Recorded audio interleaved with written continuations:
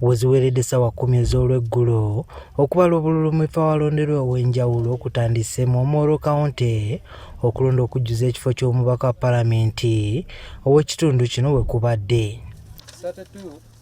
Wabula bino nga tebinnaba kubeerawo ku makya ga leero, abakulu abaddukanya akakiiko k'ebyokulonda bakedde kutambuza ebyeyambisibwa mu kulonda era ng'omulimu gwatandise ku ssaawa 9 ogw'ekiro.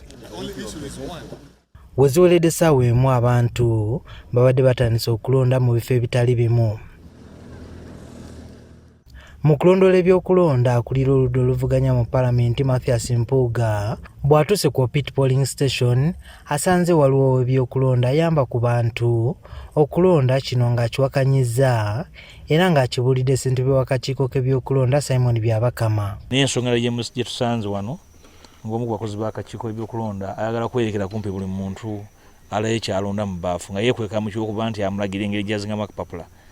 Ali wano ndowooza talina nnyo makulu naye olabira ddala nga muntu ndowooza yayidde ekyojja mu miro ng'agezaako okukola accountability eri abo bamutumye. Omulonzi atasobola kukuba kalulu ye kennyini, alina okujja n'omuntu anaamuyambako, si polling assistant oba omuntu yenna ali ku polling station omuyamba. N'ekyo tukitereezeza. Omuwendo gw'abantu abajjumbidde okulonda kuno gubadde mutono ng'abamu bakitadde ku kubeera nti bino biseera bya kusimba mmere mu nnimiro.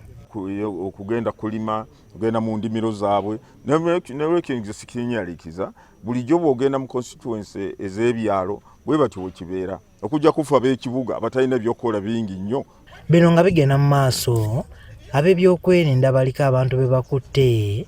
Omubaka wa Busujju David Kalwanga y'omu ku balozeza ku bukambwe bw'ab'ebyokwerinda, ono oyinza okugamba nti bamututte talinnya. Waliwo n'emmotoka endala nayo etuuse erimu abasajja n'abakazi abakwatiddwa, bano nga bava mu kibiina kya NUP. Ba Parliament, bakansala onabo Kalwanga naddala ye bamuyisiza ddala bubi, naye mu byonna twebuuza oba akakiiko k'ebyokulonda weekali. Tukitegedde nti ekiro ekikeeseza olwaliro ab'ebyokwerinda era bazinze ku ofiisi z'ekibiina kya FDC ezisangibwa mu ggombolola y'Opit era ne babaako abantu 7 be bakwata. Kuno kwe kubadde Pipio Kino Jala, omubaka wa Kitugumuchwa West. And we are not getting any explanation from anybody here. And so our suspicion is that this was intended to cripple our campaign on the very, very last day when we are preparing to protect our votes. Abali mu kalulu kano boogedde ne ku mmotoka obwedde zitambula ng'ennamba bazikwese. The other day, not distributed by officials of the NRM, distributed by the RDCs and DSOs using government vehicles with concealed number plates. We have evidence to that effect. Naye abamanyi baga nti oye Kalangwa yalagira abapoliisi yakomandinga abayaaya abali mu Kamunye abakutte emmundu abakutte onabo Kalwanga bamutwalanga amabidde. Kansubire nti namuwoza anaatubuulira mukama we gwe bayita Kalangwa gwe batugambye amuwaana ebiragiro wajava na kikyakola wano. Poliisi egamba nti abantu abakwatiddwa babadde bateteganya okulonda nga kugenda mu maaso kyokka nga tekyekuusa ku bibiina bya bufuzi mwe bava. The arrests are not targeting either NRM camp or is targeting FDC camp or it is targeting NUP camp or any other camps. But the arrests are targeting defaulters who are trying to destabilize this election process. Tusobodde n'okusanga abamu ku bavuganya nga balonda, bano buli omu abadde n'essuubi nti akalulu akukalya.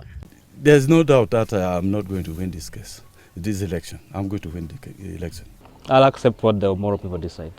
If they vote that I should not lead them, I'll accept the decision.